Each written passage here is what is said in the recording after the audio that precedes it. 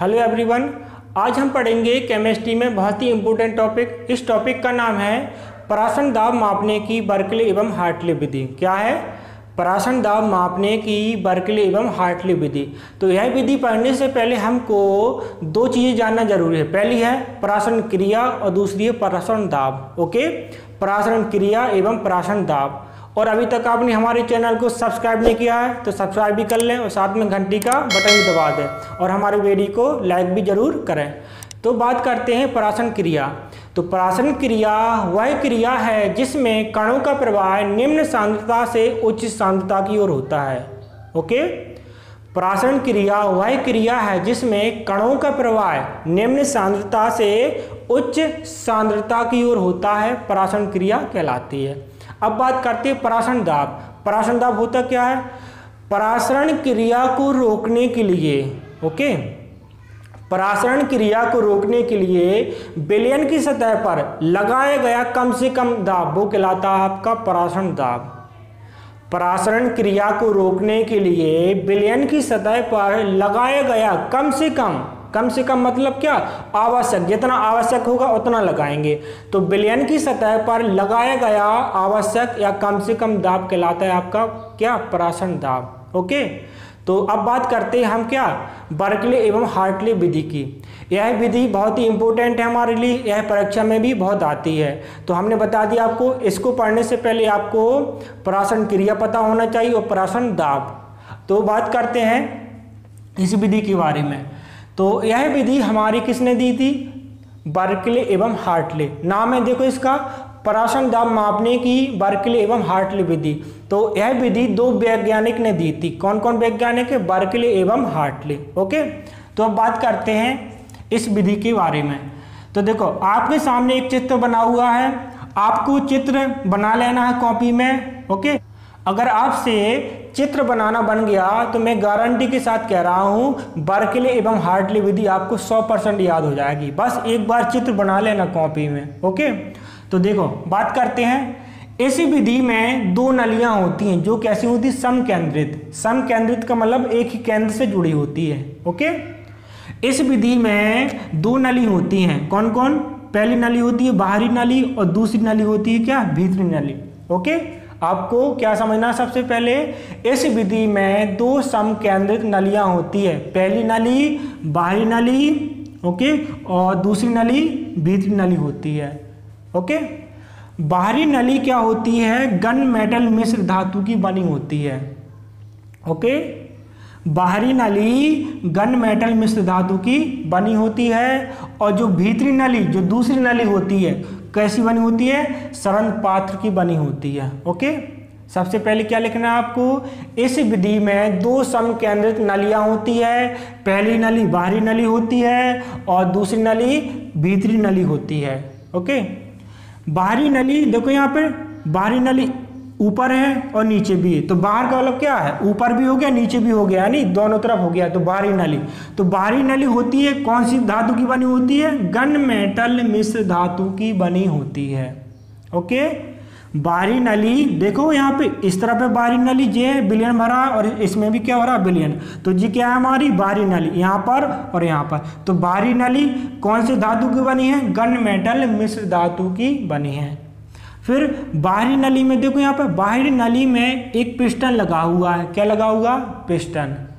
और पिस्टन के साथ दाब मापी लगा है। ओके, तो देखो यहाँ पे पिस्टन लगा हुआ किसके लिए? दाब लगाने के लिए। और दाब मापी किसके लिए है? दाब मापने के लिए। क्लियर है? बाहरी नली के ऊपर क्या लगा है? दाब डालने के लिए पिस्टन, और पिस्टन के साथ दाब मापने के लिए दाब मापी लगा है।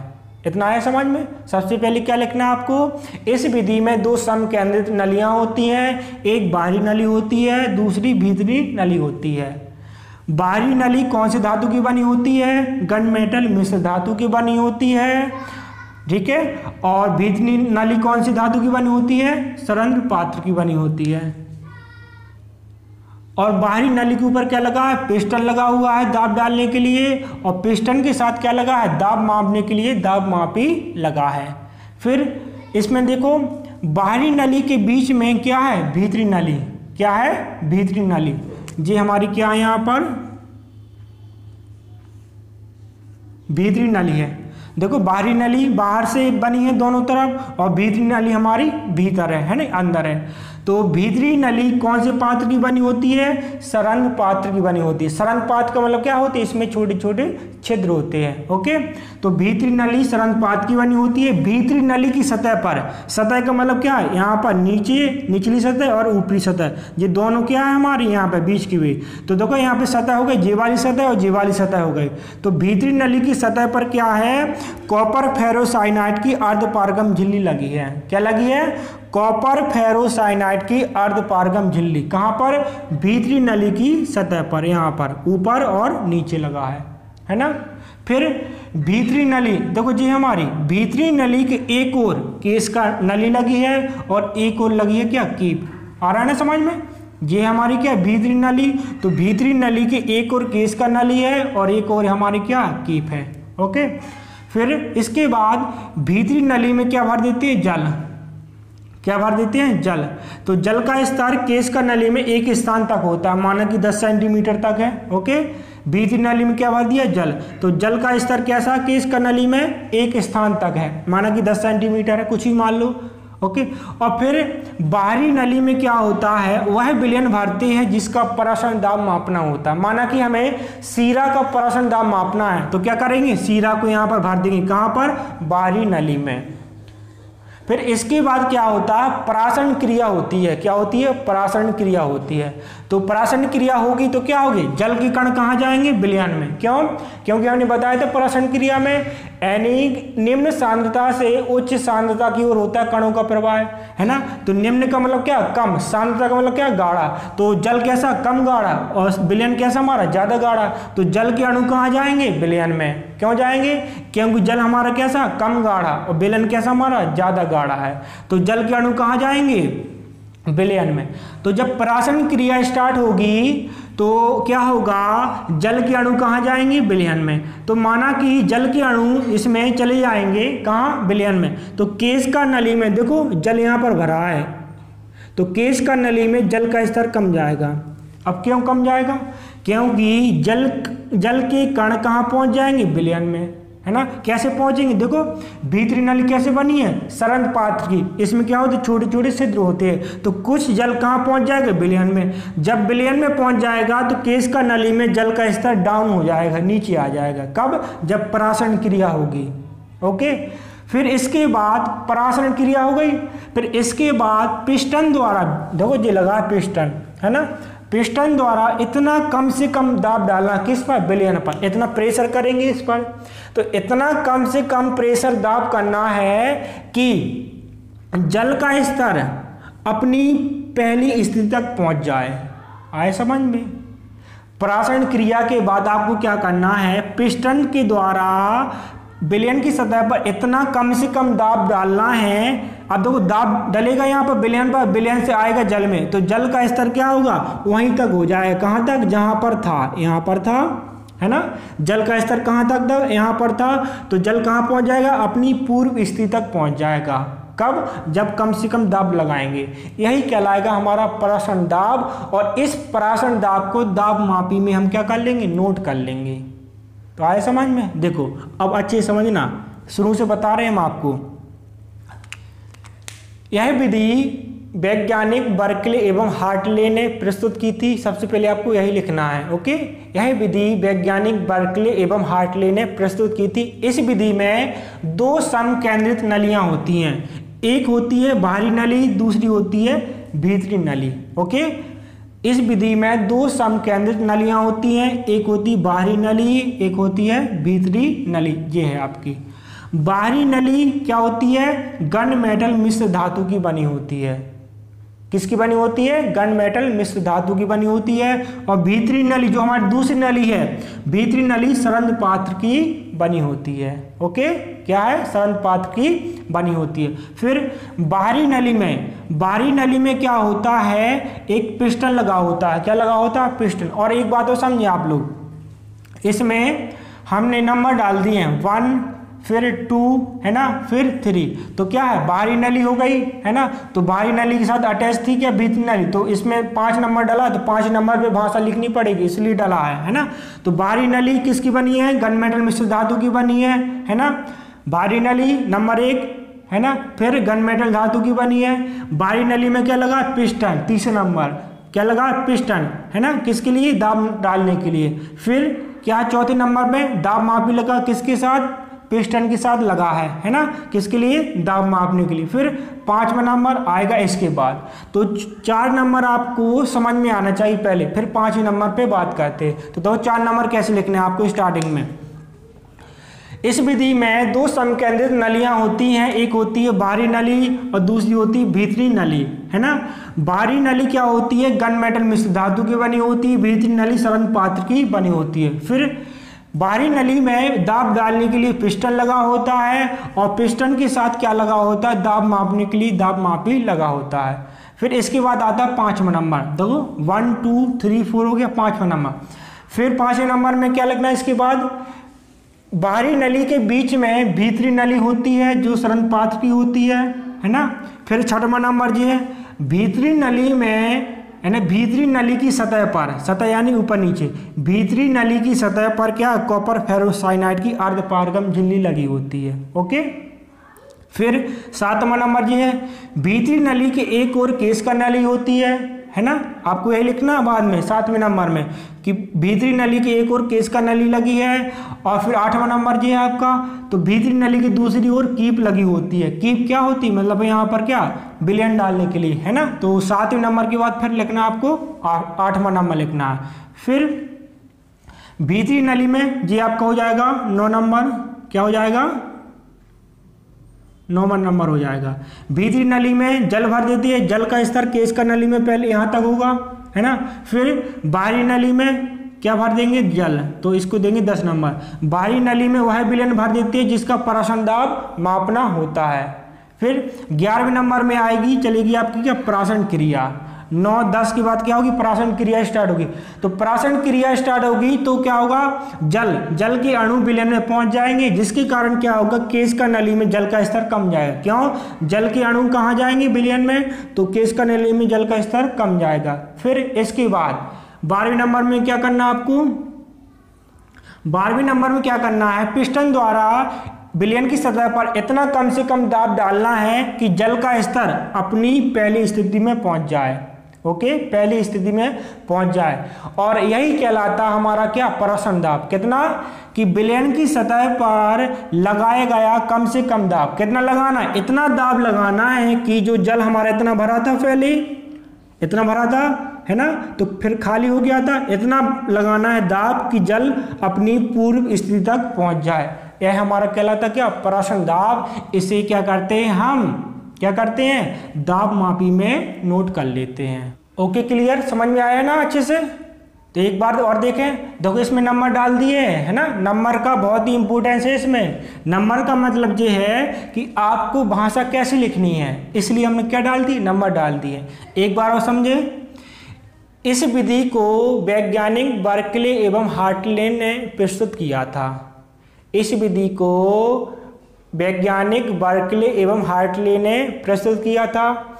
इस विधि में 2 समकेंद्रित नलियां होती हैं। इस विधि में 2 समकेंद्रित नलियां होती हैं। एक नली होती है बाहरी नली, दूसरी नली होती है भीतरी नली। बाहरी नली गन मेटल धातु की बनी होती है, गन मेटल मिश्र धातु की बनी होती है। भीतरी नली सरंध्र पात्र की बनी होती है। ओके, इस विधि में 2 समकेंद्रित नलियां होती हैं। एक होती है बाहरी नली, एक होती है भीतरी नली। ओके, बाहरी नली गन मेटल मिश्र धातु की बनी होती है, भीतरी नली सरंध्र पात्र की बनी होती है।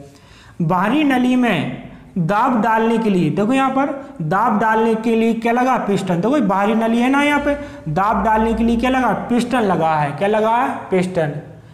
फिर तीसरे नंबर के बाद चौथा नंबर, पिस्टन के साथ दाब मापने के लिए क्या लगा है, दाब मापी। दाब मापने के लिए क्या लगा है, दाब मापी। फिर 5वां नंबर, बाहरी नली के बीच में भीतरी नली होती है।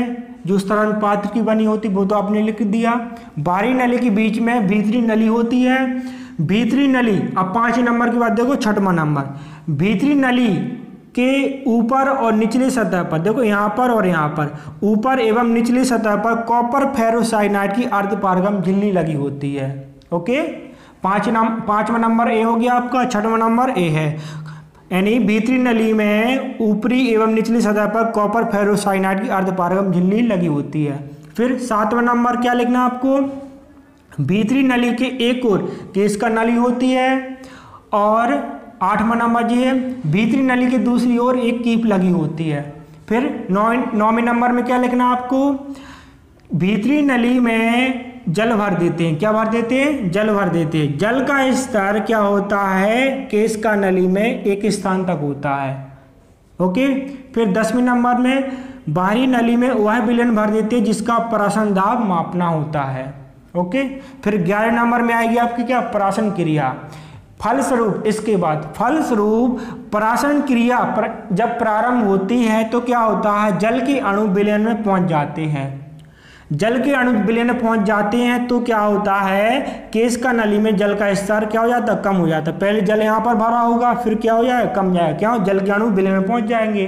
फिर 12 नंबर में पिस्टन के द्वारा विलयन की सतह पर इतना कम से कम दाब डालना है, इतना दाब डालना है कि जल का स्तर केश का नली में अपनी पूर्व स्थिति तक पहुंच जाए। पहले यहाँ तक भरा था, कम गया, इतना दाब डालना है कि जल का स्तर अपनी जगह पहुंच जाए, और यही दाब कहलाता हमारा परासन दाब। ओके, जिसे दाब मापी में नोट कर लेते हैं। यह हमारी कौन सी विधि है, परासन दाब मापने की बर्कले एवं हार्टले विधि है। ओके, एक बार और समझते हैं इसको, लेकिन हमको अच्छे से याद होना चाहिए। हम बार बार आपको समझा रहे हैं, इसलिए समझा रहे हैं कि आपके दिमाग में बिल्कुल आ जाए, सटीक बैठ जाए। तो इसमें सबसे पहले आपको क्या लिखना है, यह विधि वैज्ञानिक बर्कले एवं हार्टले ने दी थी, है ना। क्या लिखना सबसे पहले, यह विधि वैज्ञानिक बर्कले एवं हार्टले ने प्रस्तुत की थी। इस विधि में 2 समकेंद्रित नलियां होती है, पहली होती है बाहरी नली, दूसरी होती है भीतरी नली। बाहरी नली देखो यहाँ पर गन मेटल मिश्र धातु की बनी है, भीतरी नली सरल पात्र की बनी होती है। फिर इसके बाद इतनी भाषा लिखने के बाद समझ में आ गई क्या होती है, इस विधि में 2 समकेंद्रित नलियां होती है, बाहरी नली और दूसरी होती है भीतरी नली। बाहरी नली गन मेटल मिश्र धातु की बनी होती है, भीतरी नली सरल पात्र की बनी होती है। इसके बाद इतना लिखने के बाद आपको लिखना है, बाहरी नली, देखो बाहरी नली के ऊपर दाब डालने के लिए पिस्टन लगा होता है, और पिस्टन के साथ दाब मापने के लिए दाब मापी लगा होता है। फिर 5वें नंबर में आपको इसके बाद ये लिखना है, बाहरी नली के बीच में भीतरी नली होती है, भीतरी नली में ऊपरी एवं निचली सतह पर कॉपर फेरोसाइनाइड की अर्धपारगम झिल्ली लगी होती है। भीतरी नली के एक ओर केश का नली होती है, दूसरी ओर कीप लगी होती है। फिर भीतरी नली में जल भर देते हैं, जल का स्तर केश का नली में एक स्थान तक होता है। फिर 10वें नंबर में क्या लिखना है, बाहरी नली में वह विलयन भर देते हैं जिसका परासन दाब ज्ञात करना होता है। फलस्वरूप जब परासन क्रिया होती है तो क्या होता है, फलस्वरूप समझना, फलस्वरूप परासन क्रिया होती है तो जल के अणु विलयन में पहुंच जाते हैं, जिसके कारण केश का नली में जल का स्तर कम हो जाता है। इसके बाद विलयन की सतह पर इतना कम से कम दाब डाला जाता है कि जल का स्तर केश का नली में अपनी पहली स्थिति तक पहुंच जाए। यानी विलयन की सतह पर इतना कम से कम दाब डालना है कि जल का स्तर केश का नली में अपनी पहली स्थिति तक पहुंच जाए, और यही हमारा कहलाता है क्या, परासन दाब, जिसे दाब मापी में क्या कर लेते हैं, नोट कर लेते हैं। यह हमारी कौन सी विधि है, परासन दाब मापने की बर्कले एवं हार्टले विधि। ओके, क्लियर है, सबको समझ में आया होगा कि बर्कले हार्टले विधि हमें किस प्रकार से याद करना है। तो हमने पूरी तरह से आपको समझा दिया है, आपको चित्र बना लेना है और आपको कॉपी में पूरा इसका वर्णन भी कर लेना, लिख भी लेना है। ओके, क्लियर है, आपको समझ में आया होगा। और आपने अभी तक हमारे चैनल को सब्सक्राइब नहीं किया है तो सब्सक्राइब भी कर लें, और साथ में घंटी का बटन भी दबा दें, और साथ में हमारी वीडियो को क्या करें, लाइक भी करें, और कमेंट करके हमें ज़रूर बताना है कि आपको वीडियो हमारी कैसी लगी। ओके, तो मिलते हैं हम लोग किसी नए वीडियो में नए टॉपिक के साथ। जब तक के लिए जय हिंद।